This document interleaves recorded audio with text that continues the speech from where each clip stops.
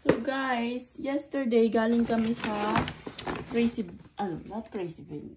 Galing kami sa, where we go? Garage sale. Oh, we went to garage sale yesterday. And nakita ko to doon sa garage sale. Nakalagay siya dito sa bag. For free. So ngayon, ang alam ko, ito yung lumang version ng Cricut. So yan. So, for free. So, kinuha ko. Hindi ko alam kung gumagana pa siya. Kaya binigay for free. So, hindi ko rin alam paano siya gamitin. May mga kasama siyang mga siguro ito yung mga parang siguro ilalagay dito sa loob. So, ayan. Ilan ang kasama niya? 1, 2, 3, and then 4. So, pag binuksan mo siya, ang laman niya ay, please help mama how to, ganito ang laman niya, may ganito siya. So, siguro ito yung attachment para magamit mo to. So, Mama, I want this one.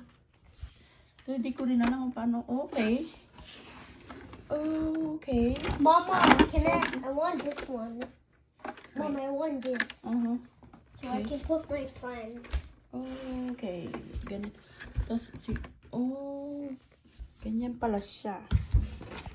Okay lang. So, ito yung kasama doon sa loob. So, siguro... Is that your new Cricut? Yeah. And then... paano siya gagana? So, siguro dapat isaksak natin. Wait, this. I did. This is the open and close.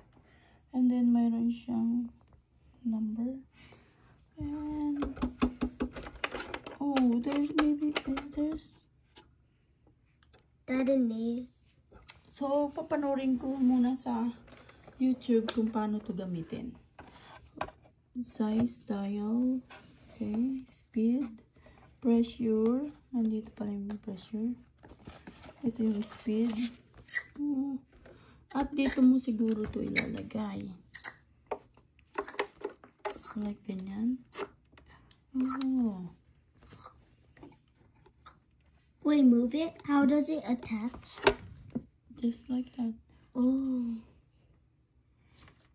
Deep in 5.5, I don't know. So, yun. Tapos, ito pala.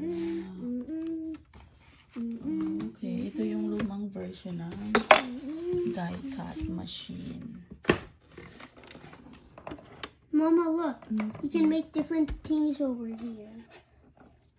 You can turn it like this, like that. We'll go down. And, meron kaya itong blade. Anyway, if you figure out ko na lang. Which one is the blade?